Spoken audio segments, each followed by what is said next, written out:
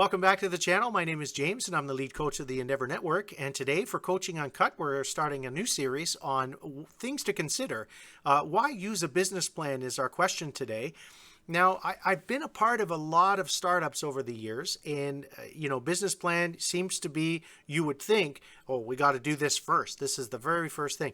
And there is very good reasons for doing a business plan. It can be a lot of work that a lot of people just aren't prepared to put the time into. But you can look at a business plan as kind of a good and a bad. In a good way, it obviously, things to consider for today. Number one is it helps you to form clarity over what it is that you're trying to do.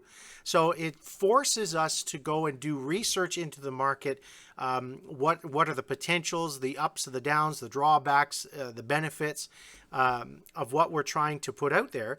And it creates a deeper understanding and maybe even a respect for stepping out and taking this risk.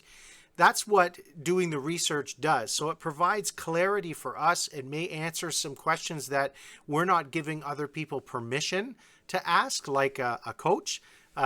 Maybe you're out there and you're trying to start something. You've got a great idea, but you don't think you can afford somebody like me. A business plan, if you take the right template, it'll kind of present the questions to you where you'll be able to go and research each question. That's how I kind of put it in front of my clients. Is it's kind of like a research paper. They have to go and answer each question, and then after they're finished answering the questions, they can translate it into a more formal business plan document. So the encouragement here today is why use a business plan? Number one, it provides you clarity.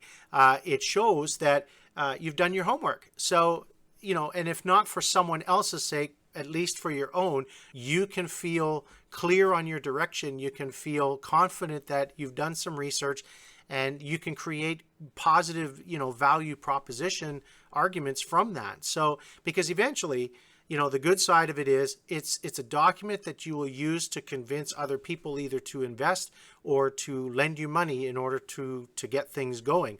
Now, on the bad side, you don't always need to be borrowing money to get things going.